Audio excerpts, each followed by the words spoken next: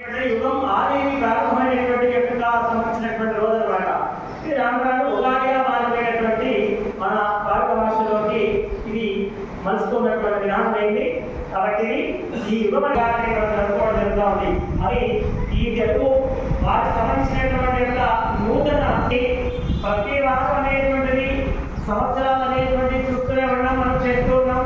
ఇలా మనం పంచాంగ శ్రవణం జరుగుతూ ఉంది.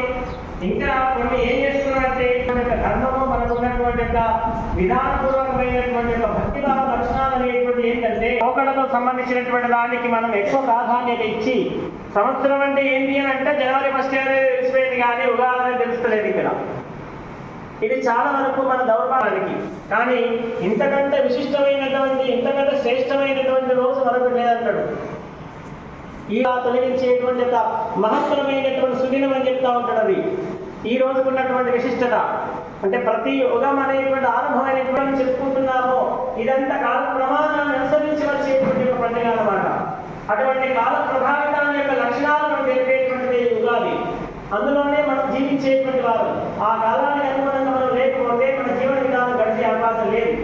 అదే ఉన్నటువంటి యొక్క ఈ జనవరి 1 అనేటువంటిది అది అర్ధరాత్రి వేళలో జరుపుకునేటువంటి ఒక పండుగ వేళ అంటారు. అది ఆ అర్ధరాత్రి అనేటువంటి ఏంటి కర్మ విశాచాల భయానకమైనటువంటి వాతావరణంతో కూడుకున్నటువంటి సమయకాలం. అది ఆ సమయకాలంలో మనం ఎలాంటిది ఏం చేసినా అది దానికి ఉన్నంత ఆప్తత అనేటువంటిది మన దాంట్లో కనిపించట్లేదు.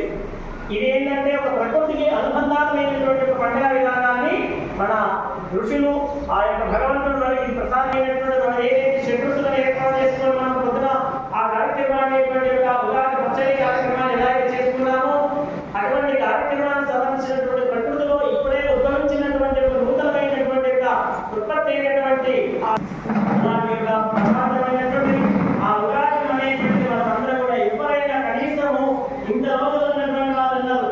నాకు ఒక్కసారి నిన్న నుంచి ఇప్పటి వరకు కూడా అనేక మంది నాకు ఫోన్ చేశారు. అయ్యా మంత్రి గారు మరి ఇప్పుడు